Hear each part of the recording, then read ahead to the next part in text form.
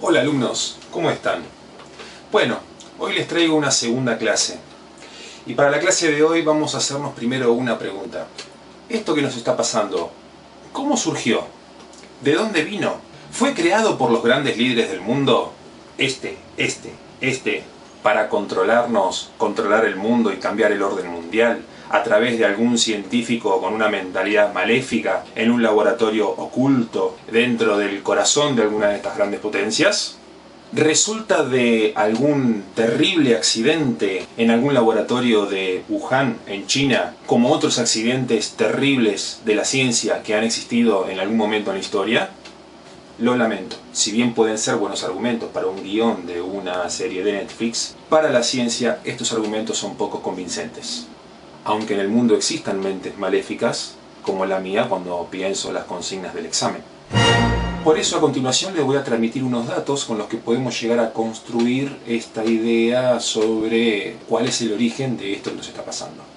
Empecemos diciendo que las enfermedades infecciosas han sido una amenaza a lo largo de la historia de la humanidad. Por ejemplo, la peste del siglo VI, llamada plaga de Justiniano, arrasó con prácticamente entre el 13 y el 26% de la población mundial según algunas estimaciones. La peste negra, causada por la llamada peste bubónica, lo que hoy conocemos como la bacteria Yersinia pestis, atacando a los seres humanos, proveniente de la pulga de las ratas, arrasó con prácticamente un tercio de la población de Europa en el siglo XIV. Y la gripe española de 1918 se llevó entre 20 y 40 millones de personas solamente en un año. Y no nos olvidemos de la viruela, enfermedad para la cual los europeos fueron inmunizándose a lo largo de la historia, pero para cuando llegan a América, se calcula, algunas estimaciones hablan de que se lleva el 90% de la población de los nativos americanos. Todas estas enfermedades que les comenté se conocen como zoonosis. ¿Se acuerdan que estuvimos hablando de esto en el video anterior?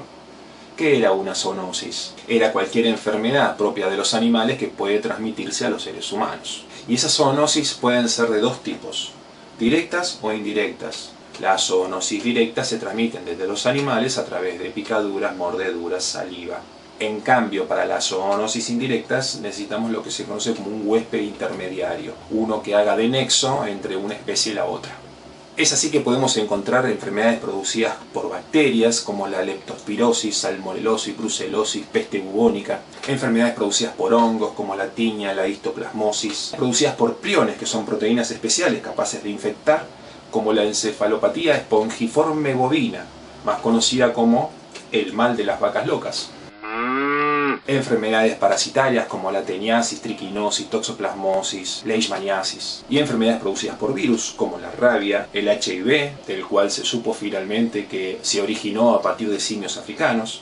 El dengue, que tanto nos afecta también, el ébola transmitido por perros domésticos en África, que a su vez han contraído la enfermedad a partir de especies silvestres, la gripe aviar, de la que se supo que el reservorio natural eran aves acuáticas migratorias, patos, y por qué no el actual COVID-19.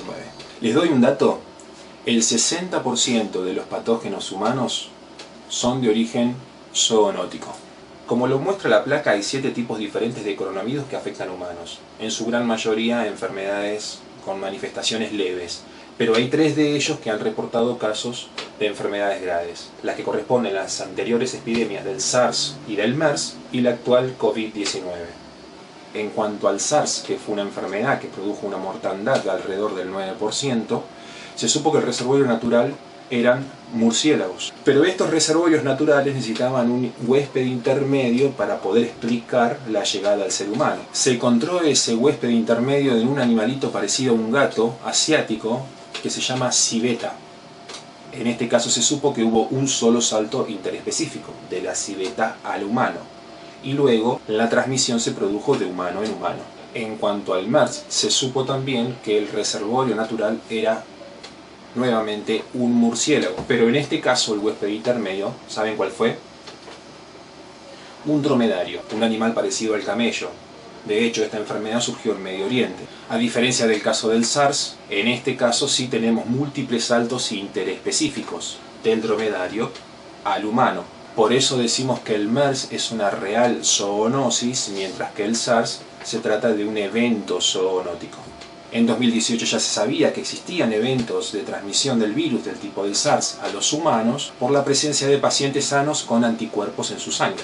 Anticuerpos que indican haber estado en presencia de la enfermedad. Cuando las autoridades chinas detectan el nuevo problema que se genera con la transmisión de este SARS coronavirus 2 y se busca en la naturaleza algún candidato para hacer ese reservorio natural, imaginen ustedes cuál era el candidato. El murciélago. Murciélagos del género Rhinolopus. Es esto que tenemos aquí. Bueno, pero si el murciélago es el reservorio natural, al igual de otras infecciones por coronavirus como el SARS y el MERS, necesitamos encontrar un intermediario. Y ahí todavía hay cierta discusión, porque lo que la evidencia muestra que el virus del murciélago puede haber pasado a este animalito asiático del que ya seguramente escucharon hablar, que es el pangolín, un mamífero muy extraño, cubierto de escamas, que de hecho el tráfico ilegal que se produce en China hace que estén en peligro de extinción, pero también se han encontrado similitudes en serpientes. Para entender cómo funciona esto de los reservorios naturales y de los intermediarios, es como poner la analogía de una escalera. Yo podría llegar a subir una escalera saltando 4 escalones a la vez, pero es poco probable.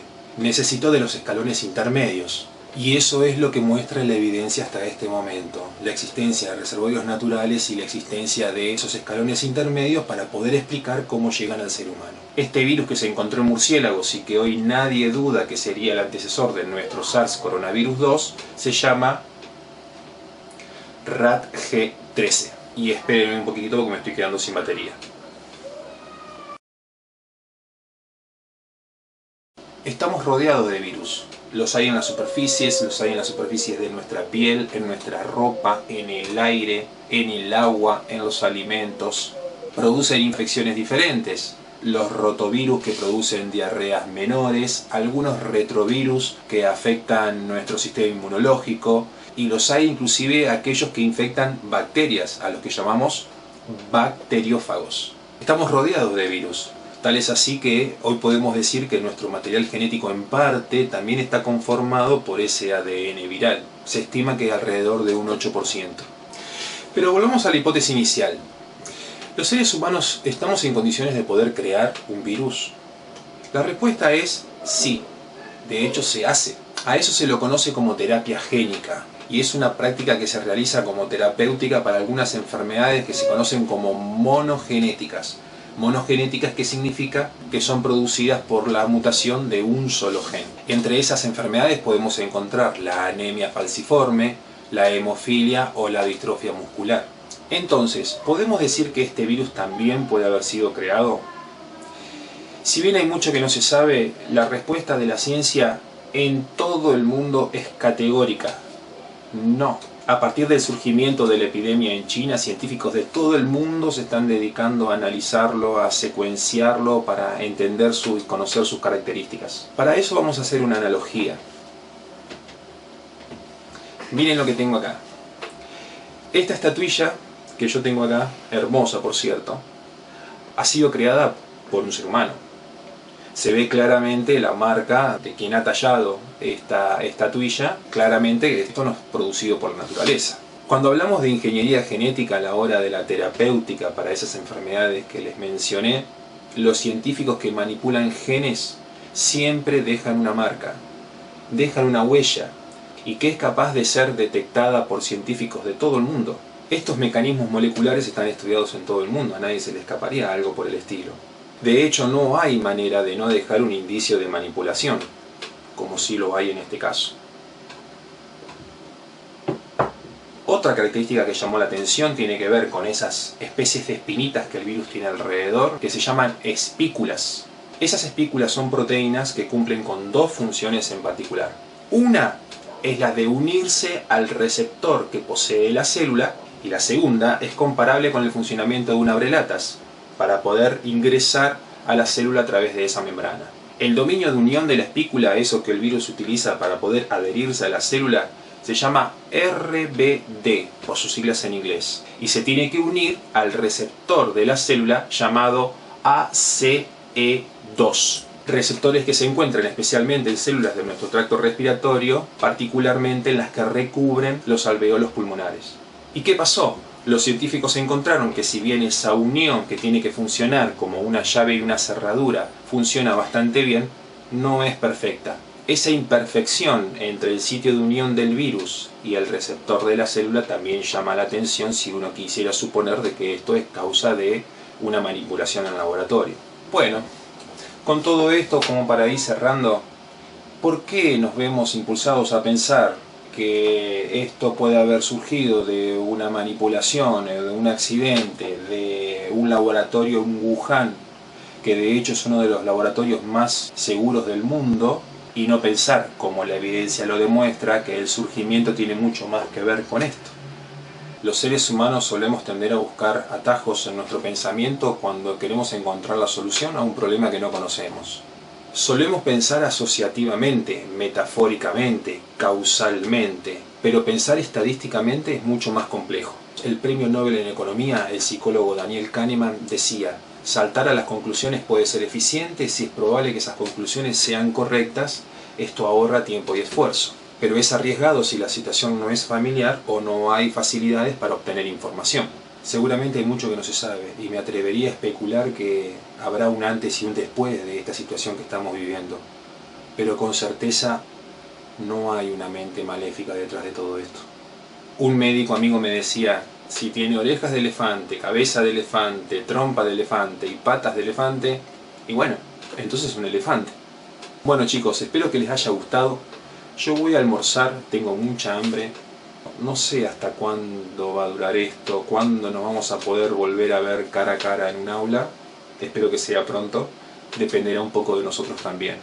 A continuación van a tener las consignas para resolver.